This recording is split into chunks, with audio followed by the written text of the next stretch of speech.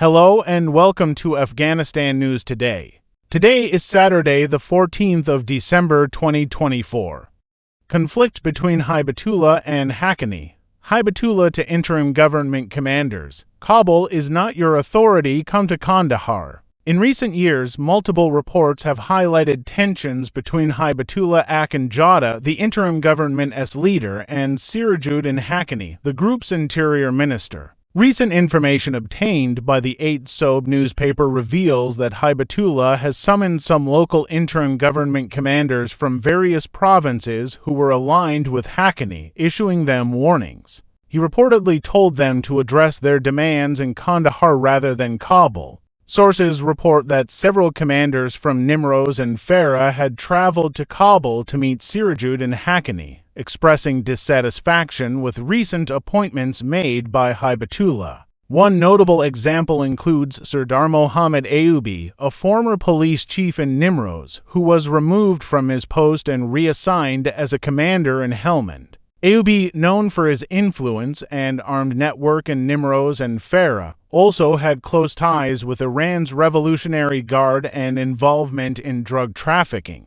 In response, Hibatullah summoned these commanders to Kandahar, questioning their Kabul visit and emphasizing that Kandahar is the central authority for decisions and assignments. He assured them of potential reinstatements to their previous roles but reinforced that their demands should only be addressed in Kandahar. The ongoing rivalry between Hibatullah and Haqqani has become a topic of significant media attention. Recently, Sirajuddin Haqqani subtly criticized Hibatullah in a public speech, suggesting that leadership should embrace inclusivity and forgiveness as the Prophet did. Soon after, Khalilur Rahman Haqqani, a senior interim government figure and Sirajuddin's uncle, was killed in a suicide attack which has been attributed by many to internal power struggles within the interim government. Although the interim government blamed ISIS for the attack, it is widely speculated to be a result of escalating tensions and power games between the Hibatullah and Haqqani factions.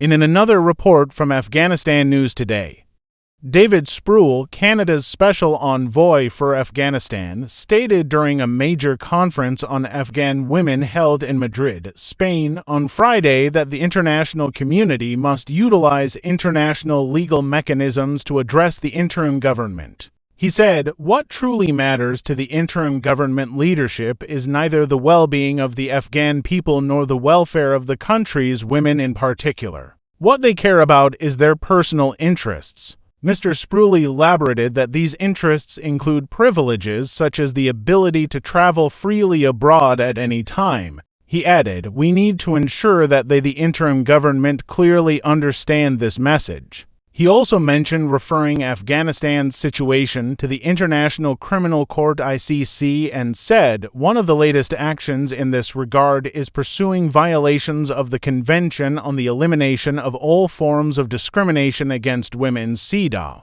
So far, 4 countries have initiated this process." The Canadian Special Envoy further explained that another measure involves providing more information to the ICC and its prosecutors. He expressed hope that these efforts would yield tangible results in the near future. Highlighting the importance of these actions, he said, "These efforts are essential to send a clear message to the interim government and demonstrate the international community's commitment to human rights." In a new report, investigative report, 26 types of torture in interim government detention centers.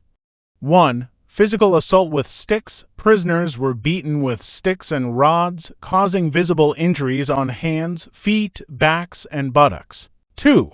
Submerging in cold water. Victims endured extreme pain and shortness of breath as their heads and bodies were submerged in cold water. 3.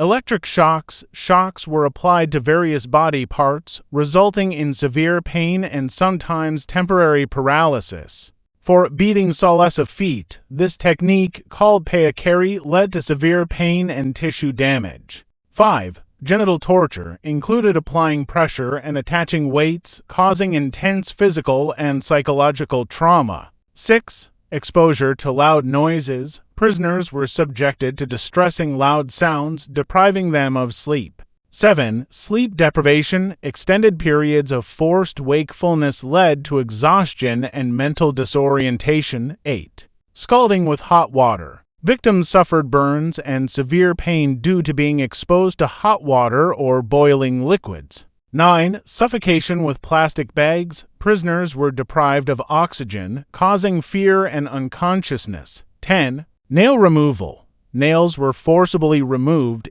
inducing extreme pain and bleeding. 11. Clamping tongues and ears. Applied with pliers, this caused unbearable pain.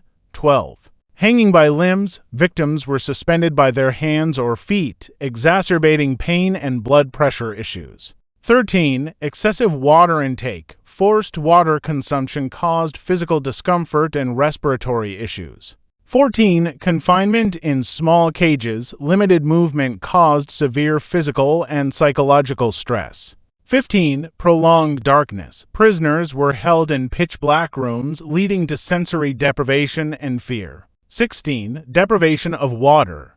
Withholding water caused extreme thirst and health issues. 17. Sexual harassment of women included physical abuse and verbal degradation. 18. Hair pulling. Women were tortured by their hair, leading to pain and hair loss. 19. Forced standing. Prolonged standing caused exhaustion and pain.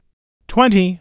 Insert of objects. Rare instances involved inserting objects into the body, leading to severe injuries. 21. Food deprivation. Prisoners received minimal food, weakening them physically. 22. Burning with hot rods resulted in permanent scars and intense pain. 23. Exposure to extreme weather. Prisoners were subjected to extreme heat or cold without protection. 24. Naked humiliation. Victims were stripped and humiliated, often filmed for further harassment. 25. Threats to family. Relatives of prisoners were threatened to induce compliance. 26. Blindfolding. Long hours of blindness heightened fear and vulnerability. The detailed accounts of these practices depict a systematic use of physical and psychological abuse as methods of control and coercion in interim government-controlled detention centers. Till the next latest news, have a good time. Goodbye.